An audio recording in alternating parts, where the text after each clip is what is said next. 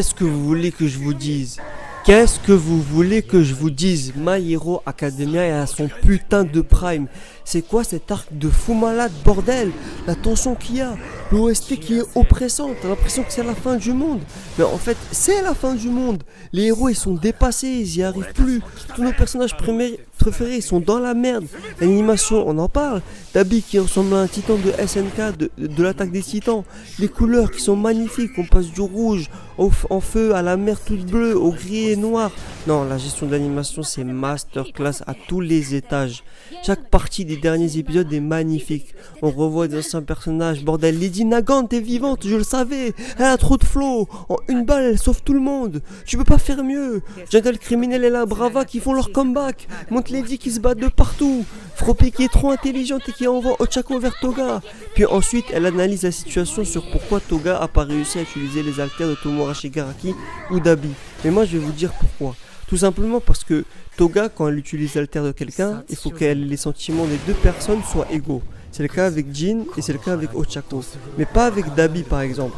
Toga devient encore plus psychopathe qu'avant quand elle comprend qu'elle peut pas les utiliser leur alter. Midoriya, j'en parle même pas, il est en mode Super Saiyan 27, l'aura qu'il dégage, putain c'est un truc de fou. Et encore on n'a pas tout vu. Non, mon cœur il va pas tenir, et je le répète, c'est la fin du monde, c'est l'arc de la fin du monde.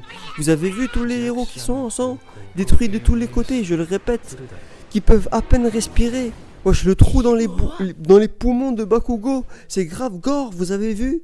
Endeavor qui a plus de bras, qui a la côte graille comme si on l'avait graille comme un tacos. Mirko qui a plus de membres. Et après on va me dire My Hero Academia c'est pour les enfants. Mais faites regarder les derniers épisodes à un enfant, il va devenir traumatisé à vie. Bref, ça se tabasse dans tous les sens, tout peut arriver. J'aurais jamais cru que My Hero Academia pourrait atteindre un tel niveau. Mettez du respect sur My Hero Academia. En tout cas, revenons à l'épisode d'aujourd'hui. All for One a gagné malgré tous les efforts des héros mis en place. Même face à Makima, bordel, c'est improbable. Le Boog, il est plus fort que Thanos. Mais qu'est-ce que je suis content de voir tous les élèves de tous les lycées se battre ensemble. On les a suivis s'entraîner pendant des saisons et des saisons. Et là, on les voit tous ensemble se réunir. L'impression d'être dans les Avengers. C'est Avengers Endgame. Et Lady Nagant, comme j'ai dit, de retour, j'étais en feu. Elle a trop de flow. Le point de Dark Shadow. Je savais qu'il était fort. Mais là, avec une telle puissance, All for One, normalement, mais jamais il se relève. Mais le pire, c'est qu'il se relève. Et en plus, il rajeunit et il est plus puissant. Il n'y a rien à faire. Hawks, le deuxième meilleur héros, a perdu son alter. Est-ce qu'on se rend compte de la folie? Tout le monde était contre All for One, mais les héros ont quand même perdu. Il reste encore un petit espoir, mais All for One est un des méchants les plus forts et intelligents de tous les animes confondus. Et ça m'énerve depuis le temps que j'ai envie qu'il crève ce chien de la casse. Et pour rien arranger, les caméras vous montraient la chute des héros contre All for One et à quel point ils se sont fait humilier. Et la deuxième fois en plus, parce qu'il y a eu pendant la saison 6, et là il y a la saison 7.